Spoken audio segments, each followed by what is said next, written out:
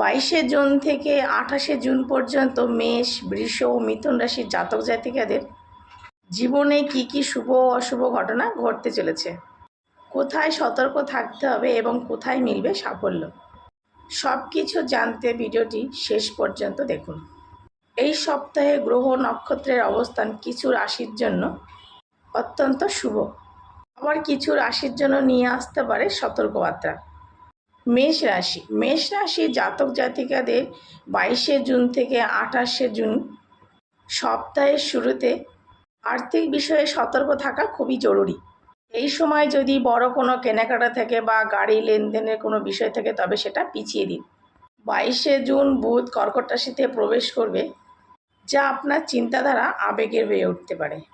দীর্ঘদিনের কোনো চিন্তা বা সমস্যা ধীরে ধীরে এগোবে, তবে আবেগে আপনাদের রাগ নিয়ন্ত্রণ রাখা খুব জরুরি, না হলে এর থেকে আপনাদের ক্ষতির সম্ভাবনা রয়েছে। এই সপ্তাহে আপনারা কখনো টাকা ধার দেবেন না। হঠাৎ কোনো চাকরি ছাড়ার সিদ্ধান্ত না নেওয়াই ভালো। এই সময় আপনাদের হঠাৎ অর্থপ্রাপ্তির যোগ রয়েছে। চাকরিজীবীদের জন্য সময়টি খুব ভালো। প্রতিদিন সকালে সূর্যকে প্রণাম করুন।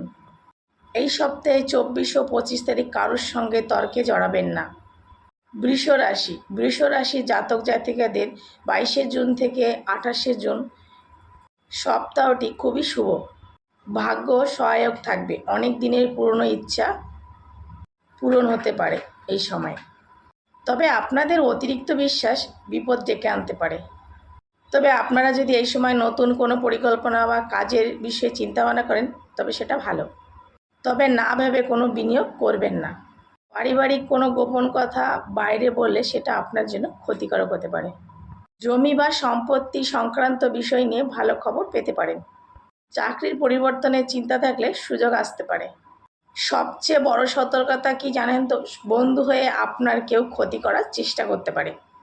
স্বাস্থ্যের দিক দিয়ে এই সময় পেটের সমস্যা, হজমের সমস্যা, গ্যাসের সমস্যা দেখা দিতে পারে। বাইরের খাবার কম খাওয়াই ভালো। মিথুন রাশি জাতক জাতিকাদের 22শে জুন থেকে 28শে জুন এই সপ্তাহেও যেমন আপনাদের সাফল্য আনবে, আবার অন্যদিকে কিছু বাধাও আসতে পারে।